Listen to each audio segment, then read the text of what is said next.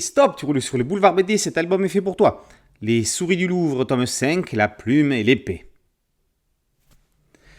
On savait que des souris égyptiennes peuplaient les bas-fonds du Louvre. Ce que l'on ignorait, c'est que les tunnels secrets du métro abritaient les parias de la même race.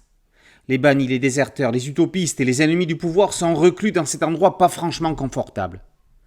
Parmi eux, il y a Antoinette, la doyenne, la première à être bannie par Xanthos. Thémis veille sur elle. C'est cette dernière qui est venue rencontrer Isis. La fille du vizir vient l'informer qu'Ésope court un grave danger. Xanthos contrôle les pigeons et veut conquérir tout le musée du Louvre. De leur côté, Milou et ses amis arrivent au musée pour contrecarrer ses plans. Clap de fin pour les souris du Louvre après 5 albums, certes courts, mais qui au total font une grande histoire de près de 150 planches. Comme dans les carnets de cerises, la magie Joris Chamblain a opéré à fond. Le scénariste non seulement sait créer des intrigues minutieusement construites, mais trouve les mots justes pour parler aux enfants. Il connaît leurs préoccupations et ne les prend pas pour des benets. Par le biais des rongeurs, cette aventure les invite à s'intéresser d'une part au musée et à ses trésors, d'autre part à l'antiquité égyptienne.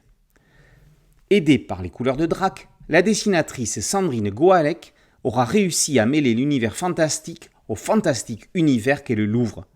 Elle a mis l'art à portée des enfants, c'est peut-être ça l'enfance de l'art. Comme dans chaque album, Fabrice Douard, directeur des expositions et des éditions, signe l'addendum clôturant l'album, et en l'occurrence ici la série. Il y est question des régalias. Mais qu'est-ce donc ? Ce sont des ornements royaux, symboles utilisés par les dynasties régnantes. Ils permettent au roi d'être identifié comme tel.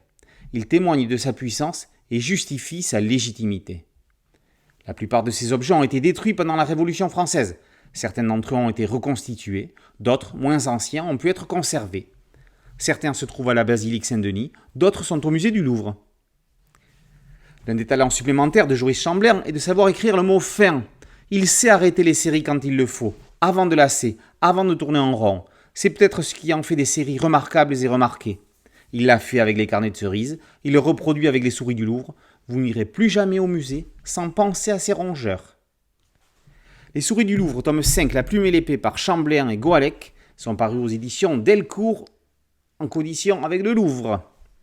Boulevard BD, c'est un site dédié, un podcast audio et une chaîne YouTube. Merci de liker, de partager et de vous abonner. A très bientôt sur Boulevard BD. Ciao.